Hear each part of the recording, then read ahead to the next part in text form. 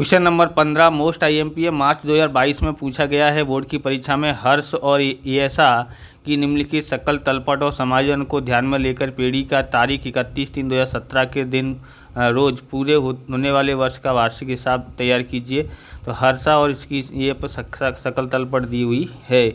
सबसे पहले हम लोग समायोजन देखते हैं कहाँ कहाँ दिया है। यहाँ पर देखेंगे अंतिम स्टॉक दिया है 10,000, जिसमें से 50 जो है 50% कीमत उपज में नहीं है, तो इसको व्यापार खाते में लिखेंगे। अंतिम स्टॉक कितना हो जाएगा, तो 5,000 उपज में नहीं है, मतलब 50% नहीं है, मतलब कि आधी नहीं है। आधी कीमत कितनी होगी 5,000, तो 5,000 का लेखा कहाँ करना पड़ेगा, व्यापार खाते में और पक्की तलपट में करते हैं। ओके, अगला देखते हैं मकान की खरीदी पर कानूनी खर्च 4,000 है। तो कानूनी खर्च देखते हैं कहाँ पर है। कानूनी खर्च यहाँ पर समायोजन नंबर 2 दिया हुआ है। कानूनी खर्च और मकान कहाँ पर है, तो मकान है ये रहा, बराबर, दोनों पे दिया हुआ है। ओके, इसमें करेंगे बाद में। देनदार पर 5% डूबत अनामत का प्रावधान है। तो एक तो डूबत ऋण अनामत यहाँ पर है, इसके ऊपर हम लोग ये तीसरा हो जाएगा। और यहाँ पर ये है लेना है जो हो जाएगा, इस पर समायोजन नंबर 3। लेना मतलब देनदार से लेना होता है, तो देनदार के ऊपर असर करेगा। फर्नीचर पर 10%, मकान पर 5% घिसाई गिननी है। तो फर्नीचर की घिसाई एक तो ये दिया है, इसके ऊपर ध्यान रखेंगे, और फर्नीचर यहाँ दिया है, बराबर। और ध्यान रखें मकान तो ये रहा, मकान का कितना है, मकान का समायोजन नंबर 4 भी है। तो इस पर 2 समायोजन है। पेटेंट और ट्रेडमार्क पर 1/3 भाग अपलिखित करना है। तो पेटेंट और ट्रेडमार्क ये दिया है, इस पर समायोजन नंबर 5 है। अब हम लोग शुरुआत करते हैं सवाल करने की। सबसे पहले लिखते हैं पूंजी और आहरण। हर्षा और ऐसा दिया गया है, तो पूंजी की जमा बाकी होती है, आहरण की उधार बाकी होती है, ये ध्यान रखना। तो ये पूंजी है और ये आहरण है, दोनों को हम लोग लिख देते हैं। तो यहाँ लिखते हैं पूंजी खाता। यहाँ पर चालू खाता नहीं दिया, इसलिए पूंजी खाता बनाना पड़ेगा। सबसे पहले लिखते हैं यहाँ पर 1/4/2016। ओके, शेष आगे लाए, यानी पूंजी लेके आए हैं, शेष आगे लाए। कितनी पूंजी है, 35,000 है, और कितनी है, 15,000 है। आहरण भी लिख देते हैं, यहाँ 15,000 है। आहरण वो इसकी तारीख है बराबर, कब लिया है, 31/3/2017। 31/3/2017। आहरण खाता। ओके, आहरण खाता लिखते हैं। कितना है यहाँ पर, तो 5,000 है, और कितना है, 2,500 है। ओके, अब आगे देखते हैं। ख्याति दी है, बराबर। पेटेंट और ट्रेडमार्क पर समायोजन नंबर 5 है, दोनों को करते हैं यहाँ पर। तो ट्रेडमार्क पर 1/3 भाग अपलिखित करना है, तो ये दोनों हम करते हैं। तो पक्की तलपट में दिखाएंगे। यहाँ पर ख्याति कितनी थी, ख्याति 5,000 थी। ओके, 5,000 थी। पेटेंट और ट्रेडमार्क कितना है, तो 2,700 था। अपलिखित करने के लिए बोला था 1/3 भाग, तो माइनस अपलिखित। ओके, 1/3 यानी 3 से भाग दिया तो कितना आ जाएगा, 900। ओके, 3 से भाग देंगे ना, 1/3 भाग, समझने के लिए लिखा है, नहीं लिखोगे चलेगा। तो 2,700 में से 900 घटाते हो तो कितना आता है, 1,800 आता है। इसको हम लाभानी खाते में लिखते हैं। आप इस प्रकार के वीडियो देखना चाहते हैं तो डिस्क्रिप्शन में आपको प्लेलिस्ट मिल जाएगी अकाउंट और स्टेट की अलग अलग चैप्टरों की, वहाँ से आप देख सकते हो। चैनल पर नए हैं, चैनल को सब्सक्राइब करना, क्योंकि हम इस प्रकार के वीडियो आपके लिए बनाते रहते हैं। तो यहाँ लिखते हैं लाभानी खाते में, लिखते हैं क्या, लिखते हैं पेटेंट और ट्रेडमार्क अपलिखित। ओके, कितना है, 900 है। आगे देखते हैं। तो यहाँ पर आपको लिखा है मिलेगा लेना और देना। लेना देना में ध्यान रखना, ये लेनदार नहीं होता, ऐसा लगेगा लेना यानी लेनदार, ये देनदार होता है। ओके, और देनदार की उधार बाकियाँ होती हैं और लेनदार की जमा बाकी होती है, यानी कि ये आगे का जो है वो क्या है, आगे का तो ये है देनदार, देनदार है 31,000 और लेनदार है 25,000। इसके ऊपर क्या दिया गया है, यहाँ पर दिया गया है देनदारों पर 5% डूबत अनामत रखना है। तो यहाँ लिख देते हैं देनदार, देनदार यानी क्या था, लेना था। ओके, तो कितना है देनदार, तो देनदार है 31,000 है। ओके, यहाँ लिखते हैं माइनस करेंगे डूबत ऋण अनामत, डूबत ऋण अनामत। ओके, 5% था, लिखना हो तो लिखें, नहीं लिखना तो कोई बात नहीं। तो इसका 5% कितना होता है, 2 जीरो काट डाल, 1 जीरो बचा, 5 एकन 5, 5 तिया 15, 1550 हो जाता है। ओके, घटा देते हैं तो कितना आएगा हमारे पास, 29,450 आता है। ओके, अब इसको कहाँ लिखेंगे, लाभ हानि खाते में लिखते हैं। तो यहाँ देखते हैं डूबत ऋण अनामत हमको दिया है, बरोबर। यहाँ पर देखो ये डूबत ऋण है और ये डूबत ऋण अनामत इतना दिया है। तो ये इसको और जो अभी हमने समायोजन किया था उसको जोड़ना है और इस डूबत अनामत को घटाना है। तो यहाँ लिखते हैं सबसे पहले क्या लिखेंगे, डूबत ऋण डूबत ऋण किस में दिया है, तलपट में दिया है। कितना है, 1500 दिया हुआ है, प्लस डूबत ऋण अनामत, ओके। ये किसका है, समायोजन को यानी ए से दर्शा लेते हैं समझने के लिए। तो 1550 ये जोड़ेगा तो ये कितना होगा, 3050 हो जाता है, 3050। और घटाते हैं वो जो पक्की सकल तलपट में दी है उसको घटाएंगे। बोले डूबत ऋण अनामत, डूबत ऋण अनामत कितना है, डूबत ऋण अनामत तो वो है 2000। घटाएंगे तो कितना बचेगा, 1050 बचता है। ओके, अब लेनदार की एंट्री करते हैं। तो लेनदार की एंट्री हम लोग कर देते हैं यहाँ पर, बराबर। लेनदार कितना है, लेनदार यानी कि देना लिखा हुआ है, देना कितना है, 25,000 है। ओके, आगे देखते हैं। अब यहाँ पर लिखा है माल खाते, तो यहाँ पर ध्यान रखना ये पहला होगा खरीद और दूसरा होगा बिक्री। ओके, तो खरीद की उधार बाकी होती है, खरीद कितना है यहाँ पर 40,000 और बिक्री होगा 89 बराबर 1250 होता है, यानी कि 89,250 दिया हुआ है और ये 40,000 दिया है। इन दोनों को लिखते हैं साथ में, यहाँ पर देखते हैं। तो दोनों कहाँ पर आएंगे, खरीद बिक्री आपको पता ही है। यहाँ पर प्रारंभिक स्टॉक आ सकता है, होगा तो लिखेंगे, एक लाइन छोड़ देते हैं। तो खरीद कितना दिया था, खरीद बराबर कितना दिया था, तो दिया था 40,000। कितना दिया है, 40,000 दिया हुआ है। ओके, 40,000 लिखा। अब यहाँ पर लिखते हैं बिक्री, बिक्री कितनी है, बिक्री है 89,250। अब यहाँ पर और देखते हैं माल वापसी है कि नहीं है, वो भी चेक कर लेते हैं। तो माल वापसी दिखा हुआ है बराबर, इधर साइड जो होगा वो इसके सामने कौन दिया है वो ध्यान में रखना पड़ेगा। तो ये यहाँ से पता पड़ रहा है माल वापसी खाते ये है 7,500 और 5,000 दिया हुआ है बराबर। इधर साइड ये जो होगा ना, ये क्या होगा, ये बिक्री वापसी होगा, बिक्री वापसी।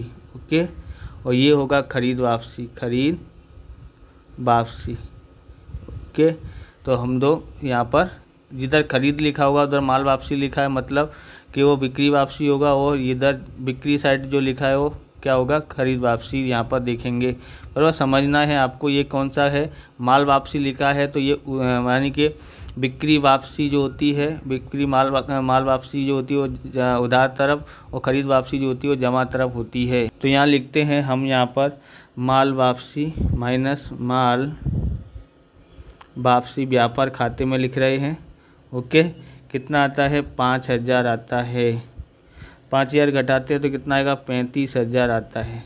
समायोजन देख लिया और कुछ समायोजन नहीं था इधर बराबर, इसलिए यहाँ पर लिखते हैं माल वापसी, खरीद और बिक्री वापसी लिखना तो बिक्री वापसी लिखें, 7,500 होता है। ओके, घटा लेता हूँ कैलकुलेटर पे कितना आता है।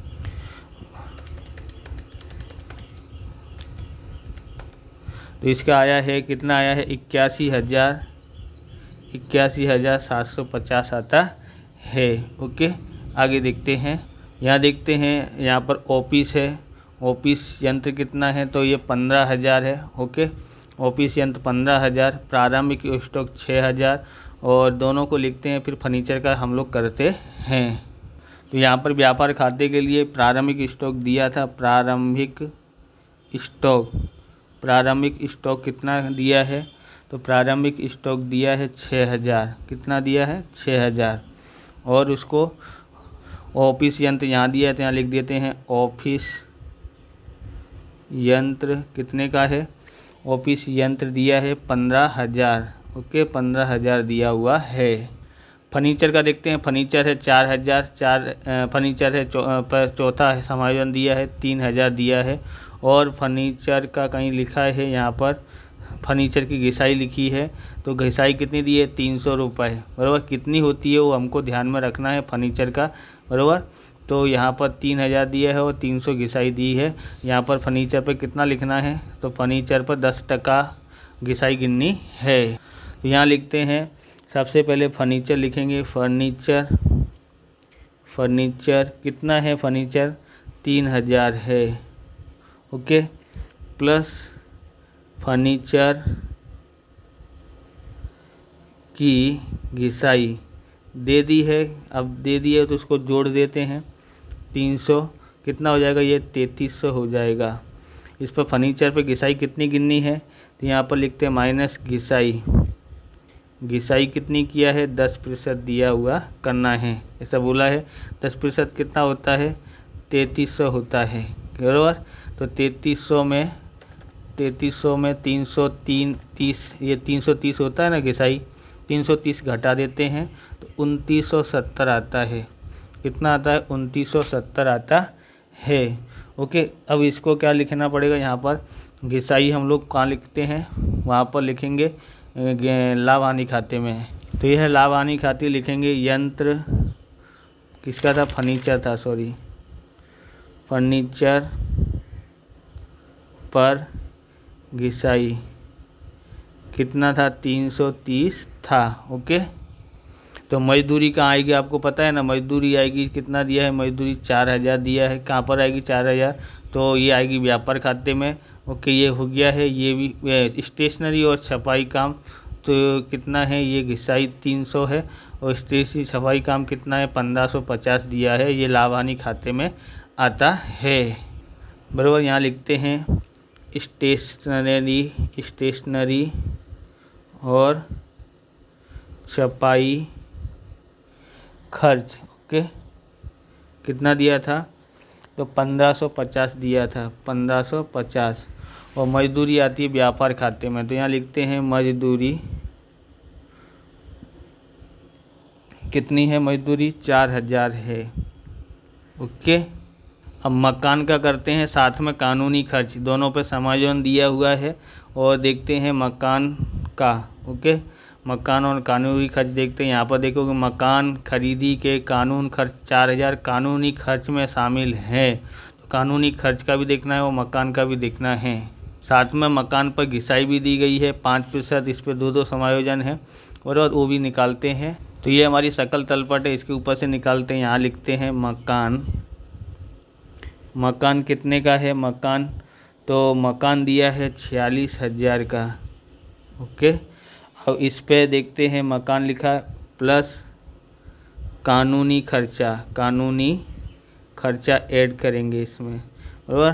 तो यहाँ पर लिखा था ना, क्या लिखा था, मकान खरीदी के कानूनी खर्च 4,000 जो है वो कानूनी खर्च में जोड़ लिए थे। जोड़ना क्या था, मकान में जोड़ना था, बराबर। मकान में जोड़ेंगे तो कितना हो जाएगा, मकान कितने का पड़ा, 50,000 का पड़ा, 50,000 यहाँ लिखते हैं। ओके, 50,000।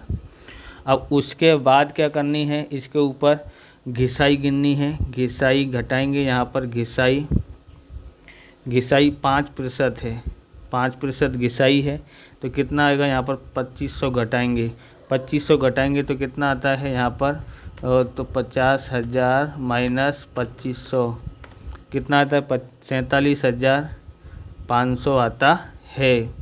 ओके, इसको कहाँ लिखना पड़ेगा, लाभ हानि खाते में, और इसको भी ध्यान में रखना है। कानूनी खर्च में शामिल किया था, इसलिए कानूनी खर्च में से इसको घटाएंगे, बराबर, क्योंकि ये मकान का खर्च है। तो यहाँ लिखते हैं, इधर क्या लिखेंगे, कानूनी खर्च। कानूनी खर्च कितना है कानूनी खर्च, तो कानूनी खर्च है 6,500, माइनस करते हैं यहाँ पर मकान का कानूनी खर्च। मकान का कानूनी खर्च कितना है, 4,000 है, घटाएंगे तो कितना हो जाएगा, 2,500 हो जाता है। और साथ में क्या लिखेंगे, मकान की घिसाई। मकान की घिसाई, मकान की घिसाई कितनी है, मकान की घिसाई, तो मकान की घिसाई है 2,500। ओके, अब आगे देखते हैं। आगे देखते हैं रोकड़। रोकड़ 300 है। रोकड़ कहाँ आता है, पक्की तलपट में, संपत्ति साइड में आएगा, और रेलवे व्यापार खाते में आता है, बराबर, उधार साइड। बीमा प्रीमियम लाभ हानि खाते में आता है। और हुंडियाँ, हुंडियाँ बराबर, एक लेनी हुंडी एक देनी हुंडी लिखी है। तो देखो, जो देनी हुंडी है वो उसकी क्या होती है, देनी हुंडी। हुंडिया जो लिखी है ना, ये हुंडी है, कितनी है, दोनों है 4,000 और 2,500, बराबर। ये होगी हमारी लेनी हुंडी, बराबर। तो ये पक्की तलपट में जमा तरफ, और ये इसको दायित्व तरफ लिखेंगे, इसको संपत्ति तरफ, इसको दायित्व तरफ। ये लेनी हुंडी है और ये हमारी देनी हुंडी है। यहाँ तक हम लोग करते हैं। ओके, और डाक खर्च भी कर डालते हैं 2,000, बराबर। ये इनको सबको करते हैं। तो सबसे पहले हम लोग लिख देते हैं रोकड़। रोकड़ शेष यहाँ पर आ जाएगा, यहाँ लिख देते हैं रोकड़ शेष। रोकड़ शेष कितना है, रोकड़ शेष है हमारे पास, यहाँ पर देखते हैं कितना है, 300 रुपये है। कितना है, 300 रुपये। और लेनी हुंडी, यहाँ पर लेनी हुंडी, हुंडी इधर आएगी, कितना है, 4,000 है। और इधर आ जाएगा देनी हुंडी। ओके, पक्की तलपट में देनी हुंडी। देनी हुंडी कितनी है, देनी हुंडी 2,500 है। ओके, इधर क्या लिखना रह गया है, तो इधर हम लोग रेलवे नूर लिखेंगे। रेलवे नूर लिखा हुआ है, यहाँ लिखते हैं रेलवे नूर। रेलवे नूर कितना है, 600 है। और क्या रह गया है, तो ये लाभ हानि खाते में बाकी का लिखना पड़ेगा, बराबर। लाभ हानि खाते में क्या क्या रह गया है, तो ये बीमा प्रीमियम लिखना था। बीमा प्रीमियम बीमा प्रीमियम कितना है, 1150 का है, 1150। और डाक खर्च भी आएगा, डाक खर्च कितना है, 2,000 है। आगे देखते हैं। अब यहाँ पर देखो, लाभ हानि खाते में आता है बट्टा। तो बट्टे में देखो, लाभ हानि जो होता है ना, तो वो जिस उधार साइड में, जमा साइड में। पक्की तलपट में जो उधार है उसको जमा साइड लिखते हैं, जो जमा है उसको उधार तरफ लिखते हैं। तो सीधा सा ये दिया बट्टा है, हमने दिया यानी हमारा खर्चा हुआ, ये हमको मिला बट्टा है, प्राप्त बट्टा है, तो इससे हमारे को फ़ायदा हुआ। तो लाभ को, तो हम दोनों को इसकी एंट्री करते हैं, इसको उधार तरफ, इसको जमा तरफ। ओके, तो यहाँ लिखते हैं प्राप्त बट्टा कितना है, तो 1,500 है। और दिया बट्टा कितना है, दिया बट्टा कितना है, दिया बट्टा तो है 750। ओके, अब हम लोग क्या लिखना है बाकी है देखते हैं। तो हमारे पास है आगे, ये हमारे पास दिया है हाथ पर स्टैंप, ये पक्की तलपट में आएगा संपत्ति तरफ। और डूबत ऋण वापसी, इससे फ़ायदा हुआ है 1250, इसको जमा तरफ लिखते हैं। डूबत यानी डूब गया रुपए, तो मिला वापस, तो हमको फ़ायदा हुआ, इसलिए लाभ हानि के जमा तरफ लिखते हैं। तो यहाँ लिखते हैं डूबत ऋण वापसी कितना है, तो 1250 है। ओके, आगे लिखते हैं। यहाँ पर हमको और क्या मिला है, हाथ पर स्टंप।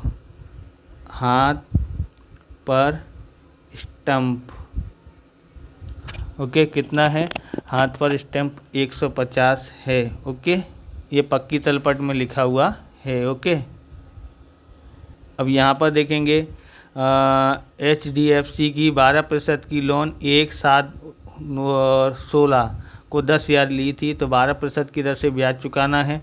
बराबर ब्याज चुकाना है, साथ में दिखना है कितने महीने का ब्याज देना है। तो 7वां पूरा महीना, 7वां, 8वां, 9वां, 10वां, 11वां, 12वां, 1 2 3 यानी 9 महीने हो जाते हैं। तो यहाँ पर हम लोग कर लेते हैं रफ काम। बराबर क्या लिखते हैं यहाँ पर कि 1/7/2016 HDFC की 12% की लोन, 12% की लोन बराबर 10,000। ओके, 10,000 होता है लोन पर ब्याज। लोन पर ब्याज दिया है, ज्ञात करते हैं 10,000 गुणा 12/100 गुणा 9/12 बराबर हो जाता है 900 हो जाता है। बराबर करना हो तो कर सकते, 2 जीरो से 2 जीरो उठ गया, 12 से 12 कट गया। बराबर 900 गुणा 9 करोगे तो 900 हो जाता है। ओके, यहाँ पक्की तलपट में लिखना पड़ेगा। हम यहाँ पर लिखते हैं HDFC की 12% की लोन कितनी है, 10,000 है। ओके, प्लस लोन पर ब्याज, लोन पर ब्याज कितना है, 900 है। तो जोड़ देते हैं, कितना होगा, 10,900 होता है। इसको लाभानी खाते लिखना पड़ेगा उधार साइड, क्योंकि हमको लोन से ब्याज दिया है तो हमारे लिए खर्चा ही है, यानी कि हानि है। तो हानि यहाँ पर लिखते हैं, लाभानी के उधार तरफ लिखते हैं लोन पर ब्याज कितना है, 900 है। अब समायोजन नंबर एक ही रह गया है, उसको करते हैं। अंतिम स्टॉक की मूल कीमत है 10,000, 50% में मतलब कोई उपज होगी नहीं, यानी कि ये कितना का स्टॉक रह गया, 5,000 का रह गया। आधा 50% यानी आधा कर दो तो 5,000 का हम लोग करते हैं। दोनों का, एक पक्की तलपट में और एक व्यापार खाते में। ये हमारा पक्की तलपट है। पक्की तलपट में हम लोग लिख रहे हैं, यहाँ पर क्या लिखेंगे, अंतिम स्टॉक। अंतिम स्टॉक यहाँ लिख देते हैं, कितना आएगा अंतिम स्टॉक, 5,000 का। ओके, और व्यापार खाते में लिखते हैं अंतिम स्टॉक, अंतिम स्टॉक 5,000। ओके, अब इसका टोटल मार देते हैं यहाँ पर। यहाँ कितना होता है देखते हैं, 81 और 5,000 कितना होता है, 86,750। तो यहाँ भी हो जाता 86,750, इधर ज़्यादा है। ओके, इन सब को घटा देते हैं तो हम लोग को देखते हैं यहाँ पर कितना है, 86,750 माइनस 6,000 माइनस 35,000 माइनस 4,000 माइनस 600 कितना आ जाता है, 41,150 आता है। यहाँ लिखते हैं 41,150। क्या आएगा, ये सकल लाभ आता है। तो ये हमने ज्ञात किया हुआ है। इसको कहाँ ले जाएंगे, लाभानी खाते में जमा तरफ ले जाते हैं और यहाँ लिखते हैं सकल लाभ। सकल लाभ कितना है, 41,150 है। ओके, अब इधर टोटल मारते किधर ज़्यादा लग रहा है, 41, 42, 43,000 होता है लगभग, और ये तो पहुँचेगा ही नहीं, यानी इधर साइड का ही टोटल करते हैं लाभ हानि के। इधर साइड लिख देते हैं, यहाँ नीचे कर देते हैं एक लाइन में। ओके, तो 41,150 प्लस 1,500 प्लस 1,250 कितना होता है, 43,900। 43,900 यहाँ लिखते हैं 43,900। उसमें से ये घटाते हैं, 900 घटाओ, फिर घटाते हैं 1,050, फिर घटाते हैं 330, 1,550, फिर 2,500, फिर 2,500, फिर 1,150, फिर 2,000, फिर 750, फिर 900, बराबर कितना आता है यहाँ पर 30,270 आता है। 30,270 ये ज्ञात किया हुआ है। इसको क्या लिखेंगे? शुद्ध लाभ। शुद्ध लाभ कहाँ ले जाएंगे? लाभानी वितरण खाते में ले जाते हैं। तो यहाँ लिखते हैं शुद्ध लाभ। शुद्ध लाभ, ओके। तो शुद्ध लाभ लिखते हैं, कितना है शुद्ध लाभ हमारे पास? तो ये है 30,270, और कहीं कुछ है भी नहीं, तो इसके लिए इसको ही ऐसे मान लेंगे। टोटल इधर साइड ज़्यादा है 30,270, और जो यहाँ पर लिखेंगे वितरण पात्र, वितरण पात्र क्या आएगा? लाभ। इधर साइड आता है लाभ, वितरण पात्र लाभ 30,000, यहाँ लिख देते हैं 30,270, 30,270, ओके। 30,270 टोटल होगा। किस किस को देना है? हर्ष को देना है, और किसको देना है? ऐसा को देना है, ऐसा, बराबर। दोनों का अनुपात क्या है? 1:1, मतलब 2 से भाग कर दो इसमें, तो 2 से भाग करते हैं तो हमारे पास आता है 15,135, 15,135, बराबर। दोनों को हो गया। इसको कहाँ ले जाएंगे? इसको हम लोग ले जाएंगे यहाँ पर ले जाएंगे जमा साइड में, पूंजी खाते में। तो यहाँ लिखते हैं 31/3/2017। क्या लिखेंगे? वितरण पात्र लाभ, वितरण पात्र लाभ। वितरण पात्र लाभ कितना आया है यहाँ पर? यहाँ लिख देते नीचे कितना है? 15,135 और 15,135, ओके। यहाँ पर इसको इधर अंदर ही लिखना था, यहाँ पर लिख गया, ओके। 15,135, 15,135 आया है।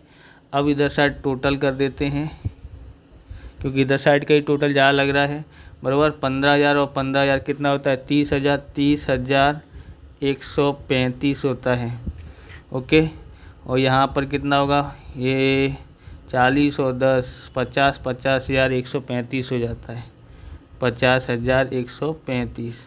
तो यहाँ भी लिख देते हैं, टोटल मार देते हैं 50,135 और 30,135, ओके। अब यहाँ पर ध्यान में रखना है, घटाते हैं पहले इसका घटा लेते हैं। इसमें तो डायरेक्ट आ जाएगा 50,000 में से 5,000 घटाओ तो कितना आ जाएगा यहाँ पर? तो 45,135 आ जाता है, बराबर। 45,135 ये हमने ज्ञात किया है। 30,000 में से 2,000 घटाओ तो कितना बचता है?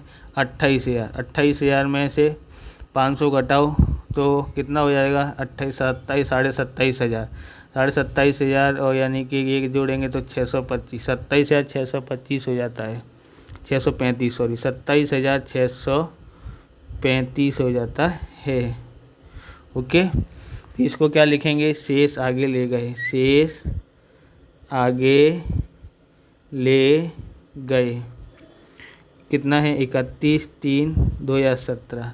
तो इसको कहाँ लिखेंगे? पक्की तलपट में लिखते हैं। तो पक्की तलपट हमारे पास यहाँ है, तो ये हमारे पास पक्की तलपट है। यहाँ लिखते हैं पूंजी खाता, पूंजी खाता, ओके।